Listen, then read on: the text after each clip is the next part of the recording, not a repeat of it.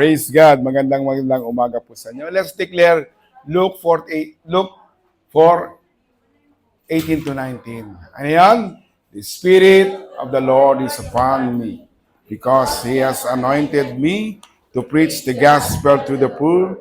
He has sent me to heal the brokenhearted, to preach deliverance to the captives and recovering of sight to the blind, to set at liberty them that are bruised, and to proclaim the acceptable year of the Lord.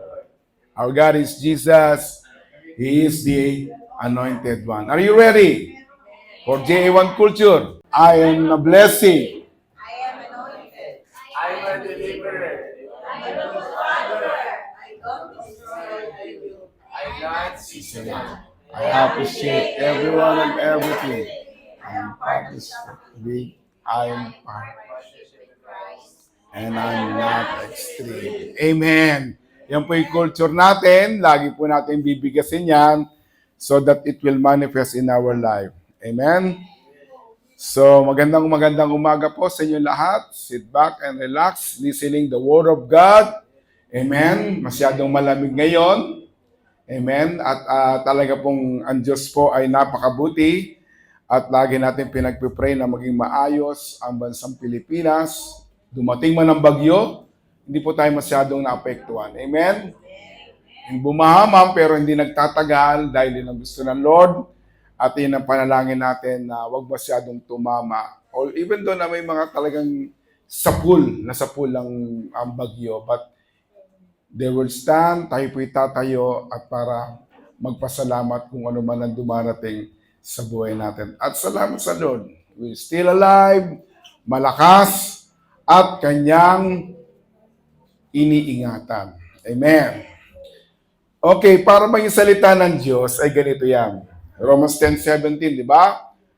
Faith cometh by hearing and hearing by the word of God. Ang sabi ng Lord sa Acts, si Pedro nagtanim, nagpalago, at ang Diyos ang nagpapalago. Ibig sabihin, pag nakarinig na po tayo ng Word of God, didiligan na natin yan. So, paanong paraan? Patuloy po tayong makinig, magbasa ng kanyang salita. At ang Diyos na po ang magpapalago sa inyo. Amen? Ibig sabihin, patuloy po tayong magbabasa ng kanyang mga salita. Dahil na po yung sinabi ng Lord, ang ikaw ay hindi nabubuhay lamang sa tinapay lamang. Ang tao ay nabubuhay, kailangan niya rin ang salita ng Diyos. Amen? Praise God. So, palpakan po natin ang Panginoon. Praise the Lord. So, kung handa na po tayo, wala munang matutulog.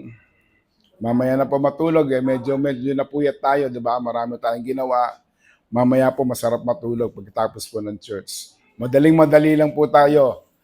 Ngayon, ang team po kasi ng ating church ngayon is mission and evangelism. At napakaganda po ito na isang team o isang tema na dapat nating sundin at dapat nating maunawaan. Amen. Ang title po ng ating pag-uusapan ay Use My Love tuloy. Use my life for your purpose. Sabihin nga natin yon. Use my life for your purpose. Yun. Naintindihan kaya natin yon? Okay. Ang teksto natin, okay, basahin po natin sabay-sabay nang nauunawaan natin. 1, 2, 3, go! I don't care about my own life. The most important thing is that I complete my mission. The work that the Lord Jesus has given me to tell you about God's grace. Isa pa. Medyo maganda yun eh. Ayan, kinuha natin sa NCB. Ibig sabihin yan, New Century Version. May mga ibang version, King James Version, NIV. Ito, kinuha ko sa New Century Version. Sige po. I don't care about my own life. The most important thing is that I complete my mission. The work that the Lord Jesus has given me to tell you about God's grace.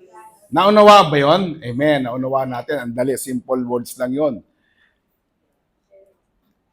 Ito ba yung sinabi ni Pablo nung siya nag-mission pa sa iba't ibang lugar?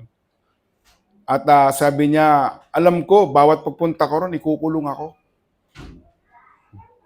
Biri mo, nagpapayag ka na ng Word of God, pero sa buhay mo, alam mo, dadata mo, uhulihin ka, ikukulong ka. Ayan.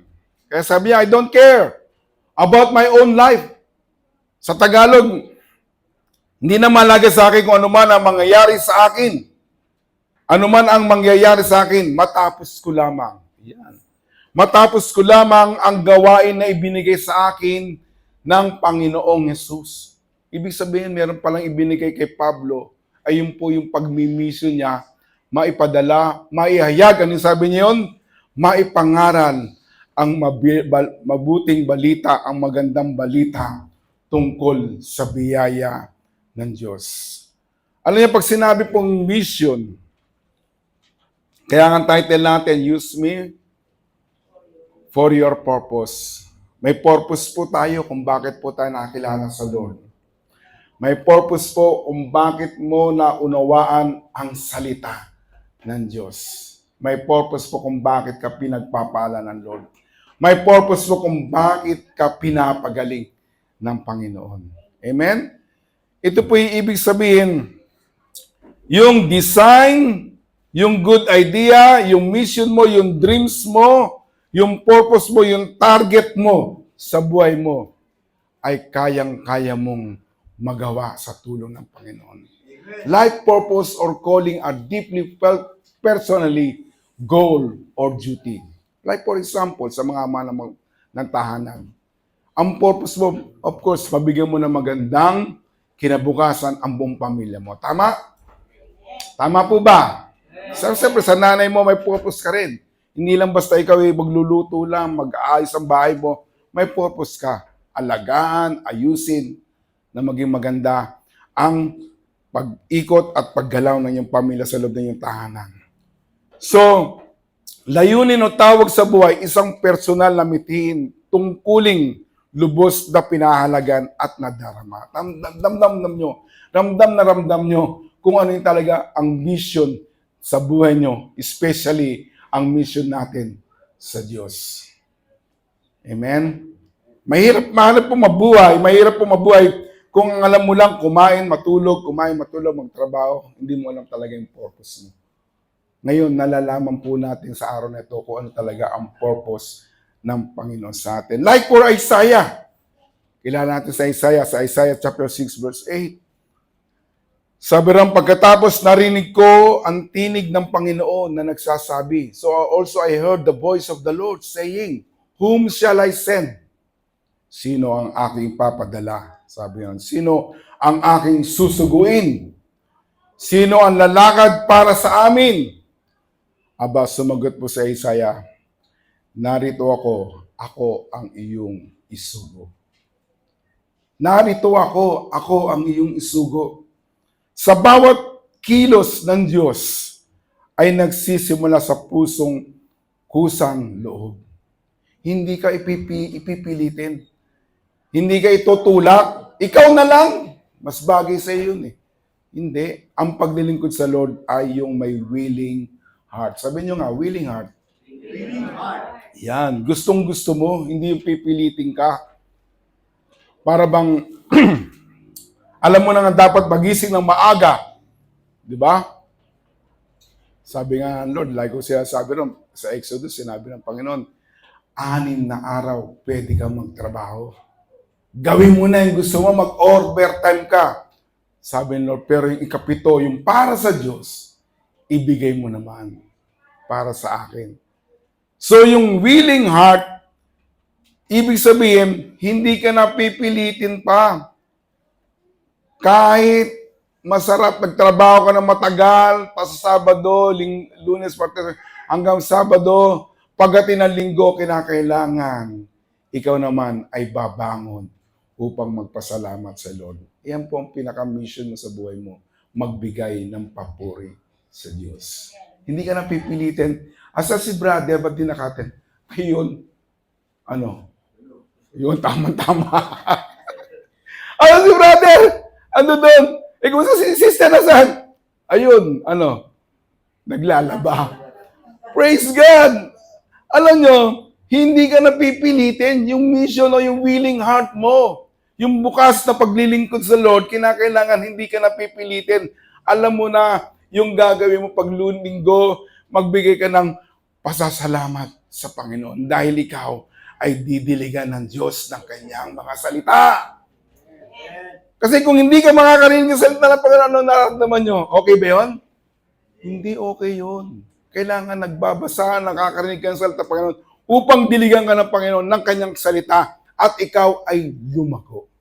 Sabi niyo, ako'y lalago. Amen. Hindi na hinahanap yung mga talentadong tao. Kasi iba, akala niya gagamitin siya o ginagamit ng tao dahil masyado siyang magaling. Experienceado na siya. Hindi po. Gusto mo ng Panginoon na ikaw talented, gusto ng Panginoon na ikaw ay experienceado. Pero kung iyon ang magiging kaisipan mo, na magiging maganda at maayos ang isang church dahil sa iyong karunungan lamang, iyon po ay hinding magandang sa buhay sa isang tao kung iisipin niya dahil siya magaling, kaya siya naglilingkod sa Lord. Usually, ang ginagamit ng Lord, yung mga ordinaryong tao. Amen. Sino yung mga ordinary dito? Amen. Para pag ginamit ka ng Lord, you will be an extraordinary. Wow. Ano nga ba yun? Hindi ko masago na ito. Masarinig ko lang, extraordinary. Pag extraordinary ka, lahat kaya mong gawin dahil sa tulong ng Diyos. Kaya sabi ni Isaiah, so, sino papadala mo? Sabi ng Siba, sige, ako. Yan. Willing heart ang binigay ni Isaiah. Narito ako ang iyong isugo. Kaya tayo po, as our team for this June, maging July, maging sa buong buwan, ang mission and evangelism, ito po ang ating ilalagay sa puso natin. Parang pag sinasabi, sinong sasama? Mag-evangelize, maglambat, mag-soul winning. Anong sagot? Yes, Lord. Hindi yung, Lord, siya na lang. Praise God. Kailangan may willing heart tayo. Okay? When we say yes to God's call, kinakailangan merong availability. Yan. Ano yun? Laging handa. Parang Boy Scout. Kahit anong mangyari, umulan o umaraw, yan. Kung umulan naman, anong gagawin? Siyempre, wala kang problema. Pwede naman mag-online eh. And sino walang cellphone dito? Lahat may cellphone na tayo. Kaya pag sinabi mong, sister, hindi ako makakarating, lakas ang ulan, baka bahayin ako. Pwede ba online na lang tayo? Availability, laging handa. Isipan, resourceful tayo. Hindi yung umulan lang, stop na tayo. No. Kailangan ipag-pray pa rin po na siya. Although kahit sa online, sa cellphone lang.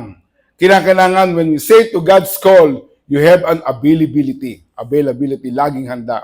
Alam niyo si Samuel, nung tinawag siya ng Panginoon, ilang beses po nakakatulog si Samuel noon, bata pa siya, tinatawag niya sa Panginoon, ng Diyos. Sabi niya, Samuel, Samuel. Nabangon siya, pupunta rin kay Eli, sabi niya, Eli, tinatawag niyo ba ako? Hindi. So nalaman ni Eli na siya ay tinatawag ng Diyos, tinatawag ng Panginoon ni Yahweh, sabihin mo, magsalita ka. Pag tinawag ka ulit, sabihin mo, ikaw ay ang inyong lingkod ay makikinig. Kaya sabi niya, the Lord came and stood and called, tinawag siya 3 beses ulit. Samuel, Samuel. Then Samuel answered, speak, for thy servant heareth. Narito ako, nakikinig. Hindi niyo ba minsan napapansin, sino nagigising ito madaling araw? Amen. O, di ba? Kinigising ka na ng Panginoon. Ako, madalas ganun eh. Kaya magbabasa na kagad ako ng Bible. Sabi nun, Lester. Yan si Lester. Gigising ka kayo, Lord, ba't ako nagising? Yung tinatawag ka ng Lord. Nangungusap ang Panginoon. May willing heart na sumunod sa Panginoon. Laging handa. Lord, mamaya na lang. Alas 6:30 yan. Ang aga pa niya. Mamaya pa ako gigising. Pero pag tinawag ka ng Panginoon, listen, your servant is here. and ready to listen to you. And when you say to the Lord, you must have an obedience heart. Amen. May pagsunod. Amen. Laging susunod. Sabi ng Panginoon, siya mismo nagsabi, if you love me, keep my commandments, sundin nyo. Kung mahal nyo ako, sino nagmamahal kay Lord? Kay Jesus. Amen ba? Ang sabi ron, susundin nyo ang aking mga utos. Kailangan when we say to the Lord, in the mission and evangelism, use my life, Lord. Ibig sabihin, meron po tayong obedience, pagsunod sa Panginoon. Hindi yung nakikinig lang tayo ng kanyang salita at pagkatapos natin napakinggan, hindi natin sinusunod yung kanyang sinasabi. Dinadaya lang natin ang ating mga sarili. Be a doers of the word. Huwag kayong maging tagapakinig lamang ng salita ng Diyos, kundi sundin nyo ang sinasabi nito. Marami pong revelation ng Lord when it comes to mission and vision, mission and evangelism. At pag na-capture po natin yon, praise God, hindi na po mahalaga kung ano man ang ibibigay ng Panginoon sa atin, hindi mo na iisipin kung ano ang magyayari sa inyo. O ang gagawin ng Panginoon, He will provide everything you need. Amen. So, wag po tayong tagapakinig lamang, kundi sunod din sa salita ng Panginoon. When we say to the yes to the Lord, then we have an obedience. Amen. At kinakailangan din po natin ng faith. Sabihin nyo nga, faith. Ang lakas nun, brother. Talagang faith. Amen. Ito yung pagtitiwala mo ng lubos at yung pananampalataya mo. You trusted God even without knowing the details of His mission. Like for example, si Abraham. Yan si Abraham. Amen. Si Abraham, sabi niya, tinawag siya ng Panginoon at umalis sa lugar na kinatitira niya at pumunta sa ibang lugar na ibibigay ng Panginoon. Hindi na alam ni Abraham kung anong daratnan niya uli kasi okay na siya ron eh. Marami na siyang alagang hayop, dumami na at maganda na, maayos na. Pero sabi ng Lord, hindi pa yan ang the best na ibibigay ko sa inyo. May mission ka pang gagawin. Pumunta ka doon sa Canaan. Doon ka dadalhin sa lugar na kung saan ikaw ay makikilala at matatanyag at magiging masagana sa lugar na yun. Hindi niya alam kung anong dadatan niya, pero pinanghawakan niya yung kanyang pananampalataya kung ano ang sinabi ng Diyos sa kanya. Amen? Hinahakbangan po kung ano ang sinasabi ng Diyos sa atin. Pero ang hakbang, paabante, hindi pa atras. Lusob! Yes, lusob. Atras, hindi naman ganoon. Dapat abante. Lord, pupunta kami doon. Dahil nung mo ka pinapadala. Alam mo kung di tayo sumunod sa Panginoon? Kung nandun pa rin tayo sa dating lugar na sa service natin sa Chloe J, medyo hindi natin masasarili itong lugar na to. Di ba? Ngayon, pag may gawain sa gawain ng Panginoon, lagi pong libre to. Kasi kung doon tayo, wala tayong lugar na paglalagyan. Mahihirapan po tayo. At masarap po, sumunod po tayong lahat sa Diyos. Kahit, Lord, ano ba darat na namin doon? Kaya ba naming bayaran yon? Hindi nyo kayang bayaran. Kaya ni Lord. Amen. Praise God. Lord, pagdating namin doon, kailangan, kasi doon okay na rin di ba? Doon sa natin lugar, sa Chloe J, may aircon naman, may upuan naman, may sound system naman. Pagdating dito, ang dadatnan natin, 0. Tama po ba? 0, wala man tayong sound system. Tapos, sabi ko, Lord, paano yun? Kailangan namin yan. But God is our provider. Anong unang binili? Ano yung unang binili natin? Binigay ng Lord. Ano yun? Upuan. Upuan. Praise God. Sabi ni Sister Lila, Sister Maylin, kuha tayo ng 100. Sabi ko naman, parang ang dami ata niya lang. Pero sige, 100. Bigay. Oh, sinunod natin. Kasi by faith eh. Ayun ang pinagagawa ng Lord eh. By faith. Kaya po yung upuan niyan yan, bigay po ng Lord yan. Kaya ang sarap upuan eh, no? Iyan ay bigay ng Lord. Hindi natin alam kung ano mangyayari natin dito kasi, Lord, doon magkano lang ang bayad namin noon. Ngayon dito, medyo mahal, medyo mataas ang konti. Mataas. Pero hinakbangan ng mga anak ng Diyos, ng Pasig. Aba, kailan ba tayo nagkulang? Wala. Binayaran kagad. Magkano ang dam? Ba, talaga naman eh. Eh, sino na nagpadala eh? Sabi, dadaling ko kayo doon. Dadaling ko kayo doon. Eh Lord, paano? Walang papaano. Basta pumunta kayo doon. Kaya praise God, hindi po tayo nagkakautang dito. God's provision ang ibinibigay niya. Amen? Nagkaroon tayo ng speaker. Yan, no? Maganda. Eh, mainit. Aba, hindi lang isa. Oh, dalawa. Oh, sinong giniginaw rito? Di ba? Makomportable. Kaya, kung saan man tayo dali ng Panginoon, wala na pong aangal. Dahil alam ng Lord yung the best para sa kanyang mga anak. Amen. Dahil sa pananampalataya, sinunod ni Abraham ang utos ng Diyos na pumunta sa lugar na ipinangako sa kanya. Umalis siya sa bayan niya kahit hindi niya alam kung saan siya pupunta. Ang sinabi niya lang, Lord, ikaw ang mag-provide ng lahat. Amen. Ganun tayo. Kahit saan po tayo padala. Kahit saan school tayo dalhin. Kahit saan mang bayan tayo dalhin.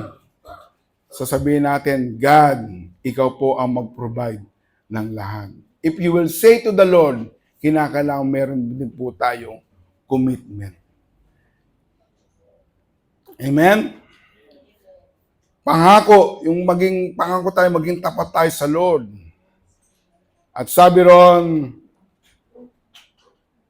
Luke chapter 9 verse 23, pagkatapos sinabi niya sa kanilang lahat, ang sino mang gustong sumunod sa akin ay hindi na dapat inuuna ang sarili. Amen? Kaya yon, hindi na inuuna ang sarili. Kaya ganun eh, minsan eh, kahit gutom, sa umaga, wala nag-prepare ng breakfast. Hindi inuuna yung sarili, di ba? Doon tayo kumain. Pagkatapos na lang, attend muna tayo. Ganon. Ha?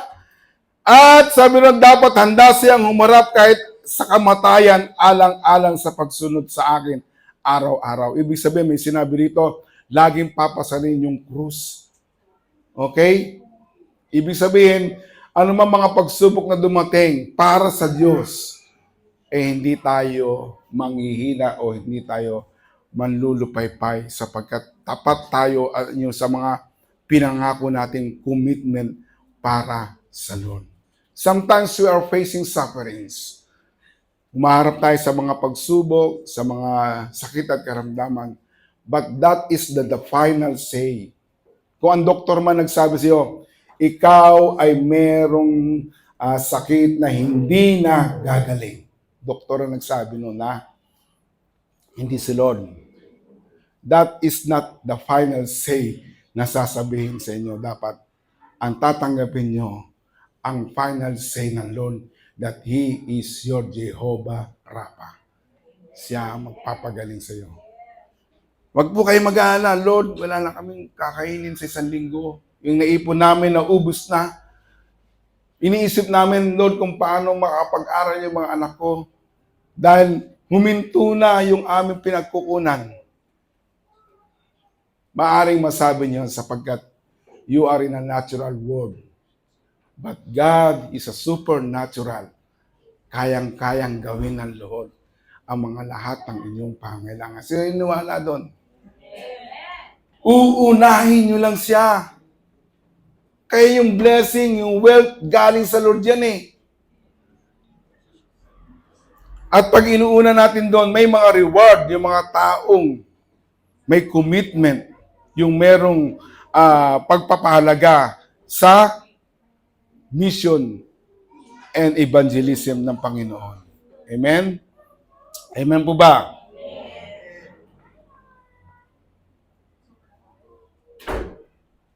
Kaya sabi ng Panginoon, ni Paul dito, sabi niya, mga kapatid, hindi ko sinasabing naabot ko na ang ganap na buhay. Ngunit ito ang ginagawa ko ngayon, kinakalimutan ko na ang nakaraan at pinagsisikapan kong makamtan ang nasa hinaharap. Tayo po ay nakatingin sa kung ano ang gagawin ng Diyos sa buhay nyo. Amen? Hindi yung dating naranasan nyo noon, kalimutan nyo na yon. Ano man ang mga pasakit na dumating sa buhay nyo, forget. Tanggalin nyo na yan. Kasi pag laging doon kayo tumitingin, magiging mabagal ang inyong pagsisikap na makarating sa gustong mangyari ng Diyos sa atin.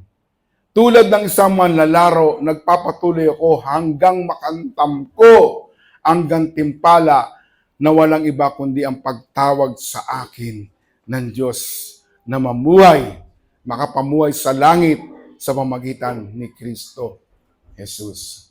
So tatlo po yun yung direction ng Lord sa atin. Kailang availability, ano ba yun? Meron tayong commitment, meron tayong faith. Lagay po natin sa puso natin yan. Amen? Ngayon, i-apply natin to. Yung application natin, make yourself available to God. Para bang pag sinabi na, oy, lakad tayo, available ka ba? Pag medyo sa worldly, sabihin natin, yes, available ako. Saan tayo? Yaw. Pero pag sa Lord, oy, meron tayong gawain doon. Meron tayong discipleship. Available ka ba? Ano sabihin?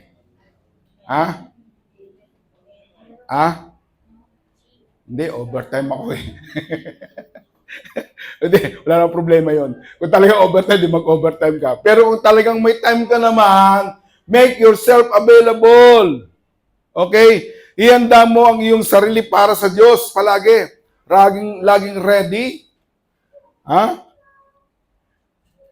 I beseech you therefore, mga kapatid, nakikiusap ako sa inyo ala-ala sa maraming pagkakataon, kinawaan tayo ng Diyos, ibigay ninyo ang inyo sa Kanya, ibigay sa Diyos ang inyong sarili bilang handog na buhay, banal, kalugod-lugod sa Kanya. Ito ang tunay na pagsamba sa Kanya. Kaya parang araw-araw, sa umaga pa lamang, lagi niyong tatanungin ng Panginoon, Lord, paano mo ko magagamit ngayon? Yan. How can you use me today? O kaya para sa mga, Lord, ano ang mission ko ngayon sa araw na ito? Amen? At sasagot ang Diyos sa inyo. Kinakailangan meron po tayong response to God's call without delay. Pag sinabi mo ng oo para sa Diyos, huwag mo nang i-delay. When you say to the Lord, huwag mo nang i-delay. Kaya kinakailangan pag sumunod po tayo sa Panginoon, sa Diyos, wala nang patumpik-tumpik pa. Amen? Hindi na yung pag-iisipan ng 10 beses. Sasama ba ako? Teka na, pag-iisipan ko muna ng 10 beses. 1 isip, 2 isip, 3 isip, 4 na isip. Kailangan always ready without delay. At number 3, trust God's plan even when you don't understand. Minsan iniisip natin, Lord, ba't nangyayari sa akin ito? Bakit hindi ko naman gustong marating ito, pero dinala mo ko dito. Ito yung sinasabi ng Lord trust in the Lord. Ano yun? Trust in the Lord with all your heart. Amen? And lean not unto your own understanding. Kasi our mind is finite. Ibig sabihin, limited. But our God is infinite. Ibig sabihin, kaya niyang gawin ang lahat. Kaya kung magtatanong tayo sa buhay natin, Lord, bakit ganon? Lean not into your own understanding. Ano nang gagawin natin? In all thy ways, acknowledge Him. Amen? Sa kaya lahat ng gagawin natin, lahat ng ating plano sa buhay, lagi nating isasama ang Diyos. Kaya nagiging failure yung tao eh. Sometimes they are failure kasi hindi nila sinama ang Diyos. Although na nagkasala ka na, humingi ka ng tawad sa Panginoon, God will understand you and God will forgive all those sins na ginawa mo dahil hindi mo in-acknowledge siya. Now, He will direct your path when you acknowledge Him in all your ways. Pangapat, be a witness wherever God has placed you. Amen? Kahit saan po kayo dalhin ng Panginoon, kahit saan po kayo dalhin ng Panginoon, lagi po kayong maging saksi. Ibig sabihin, lagi niyong ipahayag ang salita ng Panginoon. And of course, we are served God with humility. Hindi tayo nagyayabang. Nakakatuwa yung mga yung mga mayayaman na tao, lalo pag nanonood kayo sa mga YouTube, lalo, ay, Christian pala to. Di ba? Sino nakakapanood na mga ganon? Madalas pag gabi nanonood kami, tapos, Daddy, si ano pala, Christian pala eh, kaya pala yung ganyan buhay niya. Ang yaman na, matalino, sikat na. Pero hindi niya kinahihiya na siya ay nakakilala o isang Kristiyano. Eh sometimes tayo pa eh. Sometimes sa buhay natin, no? Pero wala naman doon. May mga Kristiyano na kung kailan na dapat ipakita niya pagiging Kristiyano siya, hindi niya pinakikita. Parang sinasabi niya, parang dapat di ko muna sabihin na ako'y Kristiyano kasi out of place ako sa kanila. Hindi ganun. You serve God, saan ka man dalhin ng Panginoon. Magpakumbaba ka. Huwag kayong gumawa ng anumang bagay dahil sa makasariling hangarin o sa paghahangad na may taas ang sarili. Lagi nating iisipin ng focus natin, si Lord ang paglilingkuran natin. Amen? Salip, magpakumbaba tayo. Yung talagang mababa, walang pagmamayabang. Ha?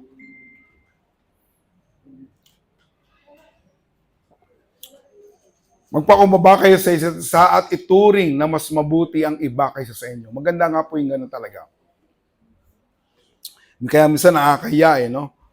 Pag minsan nagyayabang ka dahil sa napakaganda ng ayos mo, pinakikita mo na talagang nasa sayo ng lahat.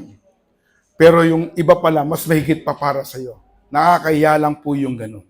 So, kinakailangan lagi lang po tayong magpakumbaba. Isipin natin na mas mabutang iba kaysa sa iyo. Huwag lang ang sarili ninyong kapakanan ang isipin nyo, kundi ang kapakanan din ng iba. Amen. Palpakan po na si Lord. Yan. Number 6, huli na po ito.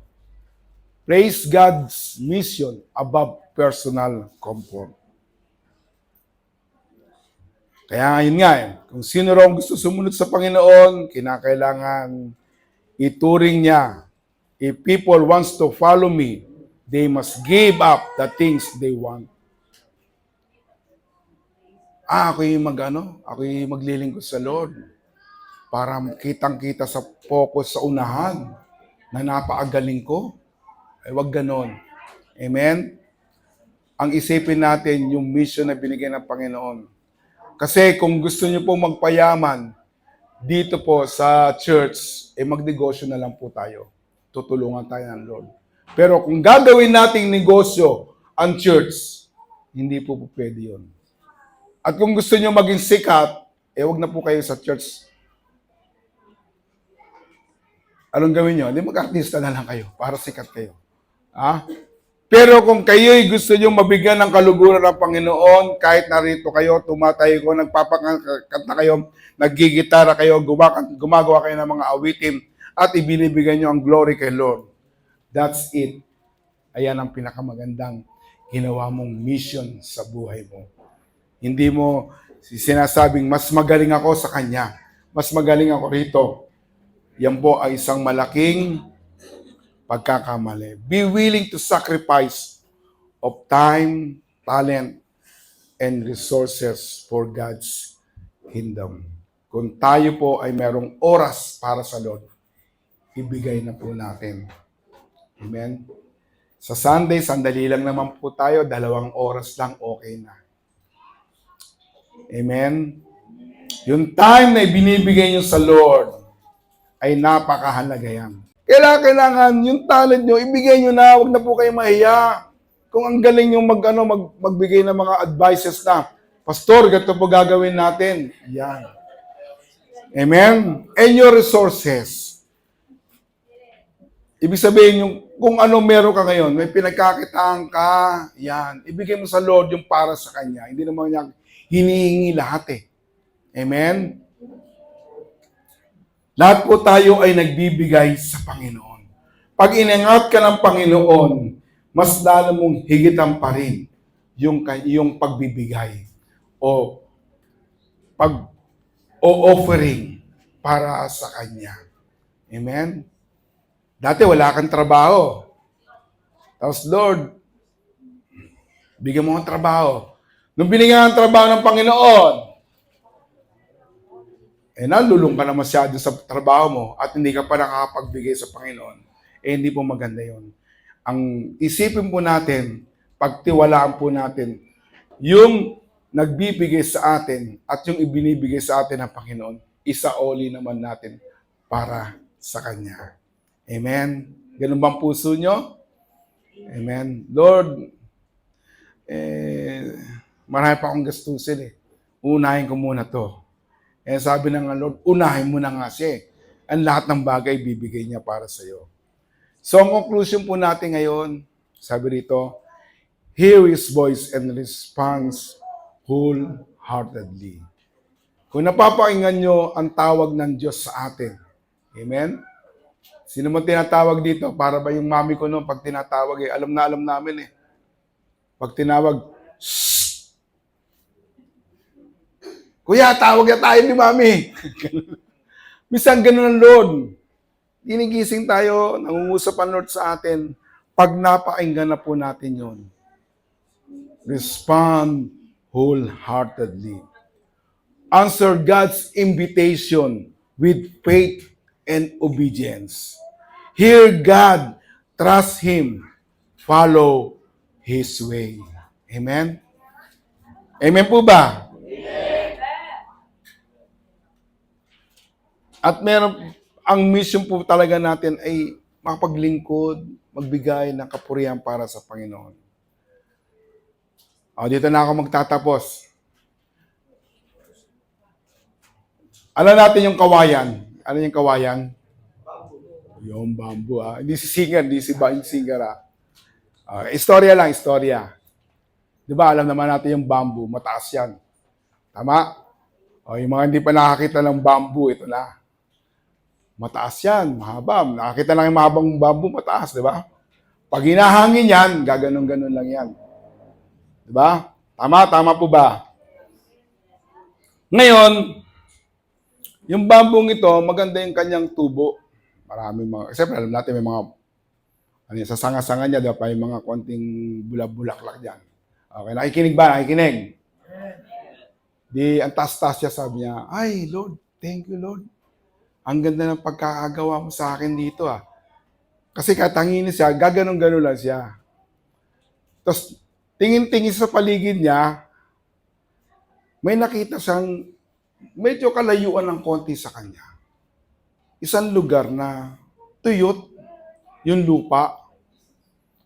Amen. Tuyot yung lupa. Sabi niya, Lord, sana naman gumandar yung lupa na yun kasi tuyong-tuyo na eh. Okay, sabi niya, tuyong-tuyo na. Gusto ko maging ano yan, maging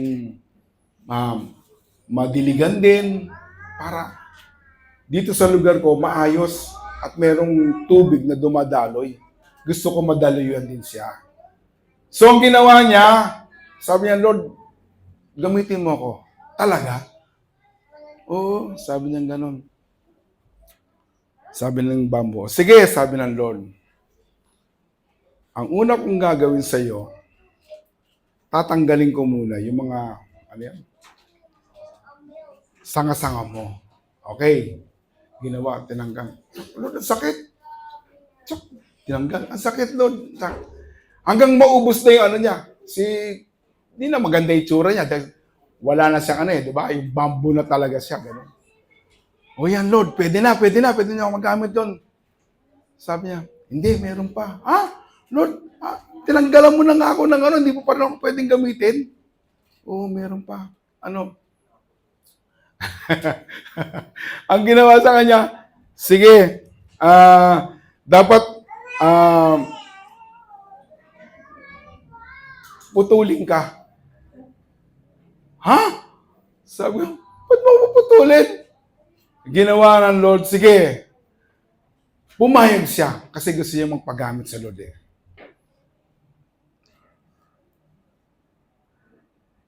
So, nangyari, putol. Putol siya.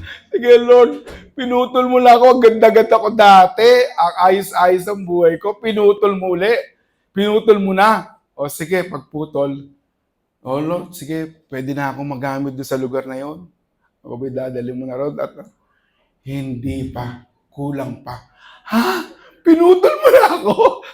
Wala na yung ganda ko, yung tsura ko. Hindi ko na makita yung mga dapat ko makita. Putol na ako. Meron pa. Huling-huli na. Anong ginawa sa kanya? Alam niyo na istorya, lo? Ano ginawa sa kanya? Ha? Biniyak. Gumanon siya ngayon. Putol na. Di ba? Pagkatapos na putol, siyempre, mga parang ano-ano pa yan, di ba? Yung parang, yung ganon-ganon. So, tinanggal uli yun. Ang sakit na naman, pinutol. Tinanggal. Lord, pinutol mo na ako. Biniyak mo na ako. Kinalagisa mo na ako. Pwede na. Yes, pwede na. Pwede na kitang gamitin doon. So, anong ginawa sa kanya? Ginawa siyang parang alulod.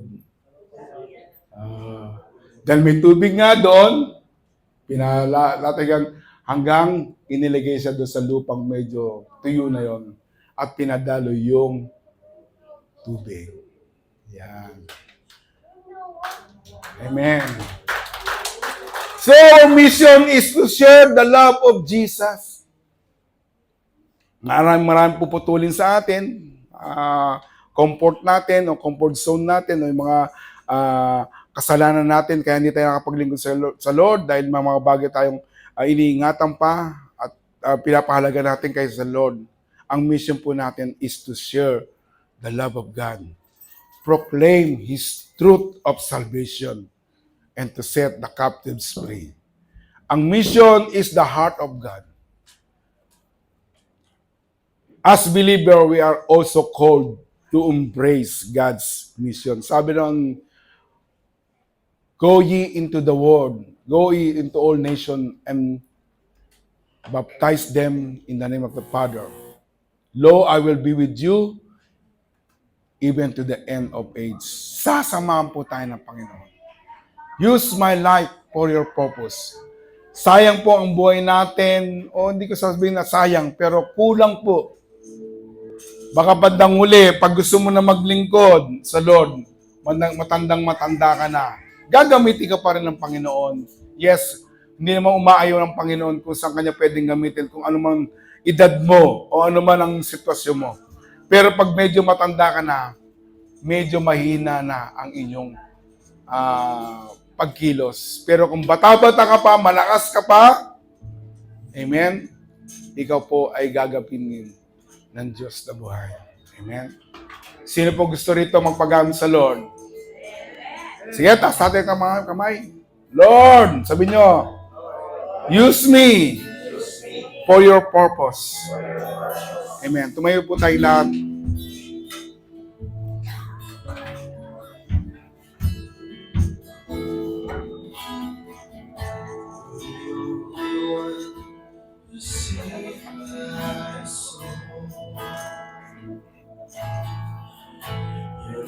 Lord, you sacrifice.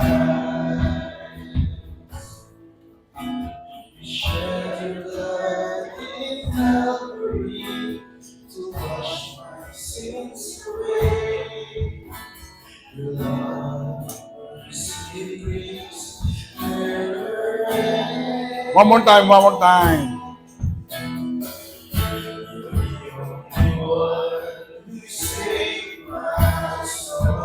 Yes, niligtas po tayo ng Lord.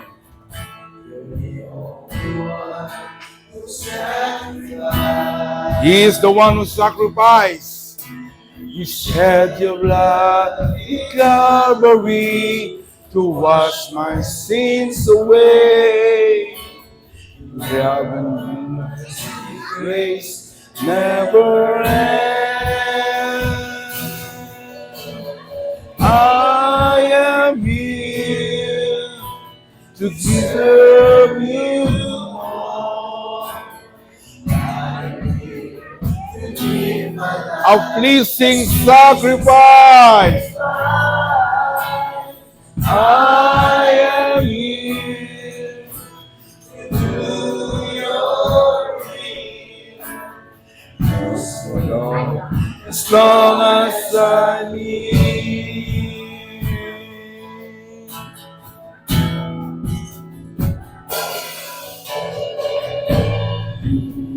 Now in your embrace, our shows amazing grace. You saturate my soul with love, and the cup overflows.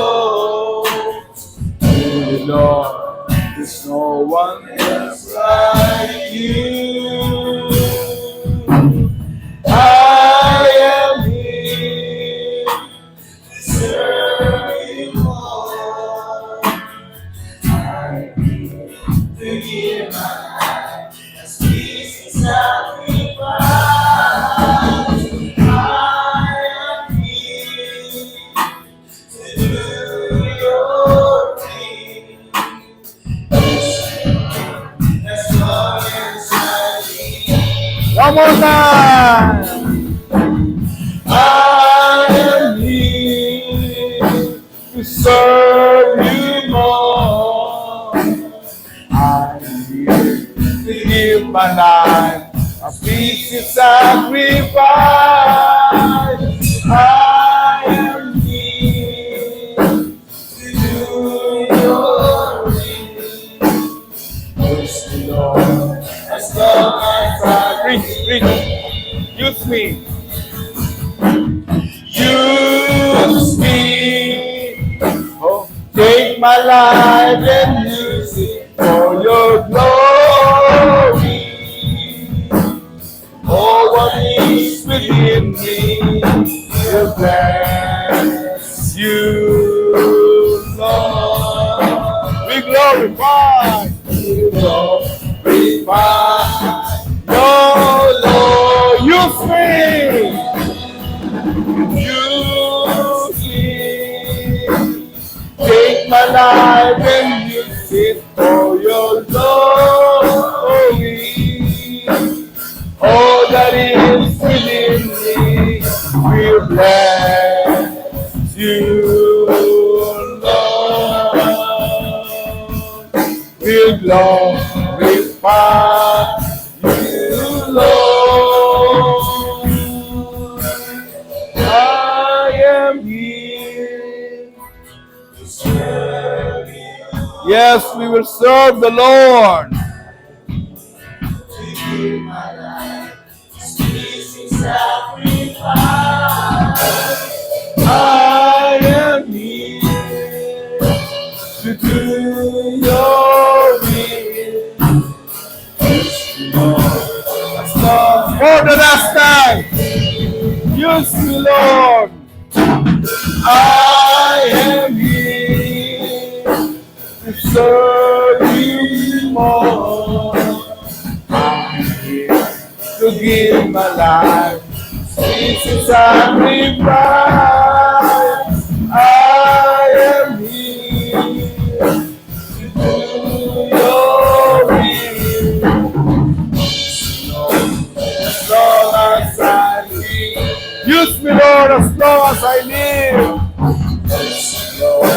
That's all as I need.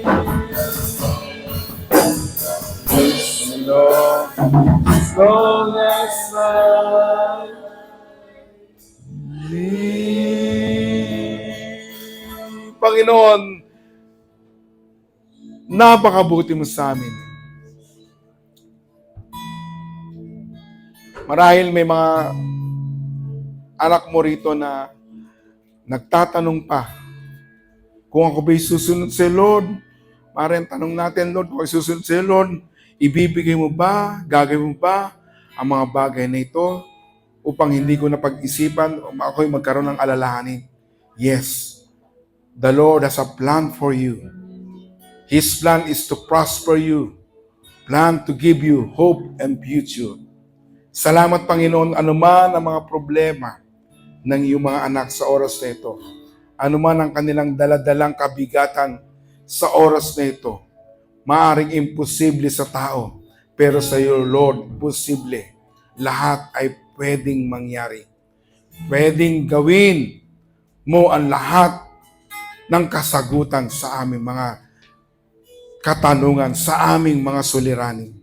Lord, anuman ang nagpapahirap sa kanilang mga damdamin, mga burdens sa puso nila, tinatanggal po namin in Jesus' name. Maging ang karamdaman, sakit karamdaman sa buong pamilya, sa sarili, anumang bagay na sakit na kanilang nararamdaman, Lord, in the name of Jesus, hipuin mo ang bawat isa. Lord, touch the body of your children. Pagalingin mo ang lahat. Maging ang kanilang mga mahal sa buhay. Kung meron po tayong mahal sa buhay na meron sakit karamdaman, itaas po natin ating mga kamay. At kung saan parte na may sakit at karamdaman, yung taong iyon, by faith, through your prayers, through your faith, sa paniniwala niyo at pananampalataya, siya po ay gagaling. Lord, hipuin mo, Panginoon, ang aming mga mahal sa buhay na mayroong karamdaman. Sa oras na ito, Panginoon, nakatas ang aming mga kamay at ang isang kamay namin nakalapat sa katawan bilang simbolo, bilang pananampala, bilang prophetic gesture. Lord, pagagalingin mo ang taong iyon. In Jesus' name, walang imposible sa iyo. In the name of Jesus, tunawin, alisin ang lahat ng sakit at karamdaman. Binubunot namin sa pangalan ni Jesus. In the name of Jesus. Sakit sa dugo, sakit sa balat, sakit sa puso, sakit anumang bukol, lahat ng ito'y matunaw sa pangalan ni Jesus. Ikaw ang nagpapagaling. Maging isang relasyon na masisira, Lord, sa oras na ito, bubuin mo, Panginoon. Magkaroon ng respeto at pagmamahal sa buong pamilya. In the name of Jesus. Maging ang mga pagkakautang ng bawat isa. Lord, isupply mo ang lahat ng kailangan nilang pera pananalapi upang mabayaran. Bigyan mo ng trabaho ang mga taong nangangailangan ng trabaho o Lord, promotion na kailangan nila. In the name of Jesus, payamanin mo ang bawat isa upang sa gayon, Lord, makatulong sila sa ibang tao, sa kanilang mahal sa buhay, O God. Salamat, Panginoon, maging sa pag-aaral ng mga anak. Thank you, Lord, dahil ang bawat sa binibigyan mo ng katalinuhan. At kami maglilingkod, Panginoon, saan mo man kami dadalhin, saan man kami pumunta, Panginoon. Ang bibig namin ay magiging bibig mo, Panginoon. Ang aming mga paningin ay magiging paningin mo. Mararamdaman at mararamdaman namin ang pag-ibig at ito ibabahagi namin sa mga taong kakilala namin. Salamat, Panginoon. Pinupuri ka namin at pinasalamatan sa kabutihan na ibinigay mo sa umaga ito. Salamat po, Panginoon. Use our life for your purpose. Salamat, Panginoon. We will declare the goodness of God sa mga ibang tao. We will declare the salvation. We declare the love of Jesus to them sa mga nakapaligid sa amin. Salamat, Panginoon. We will praise and we love you. In Jesus' name, this we pray. Amen. And amen and amen. God bless you all. God bless you.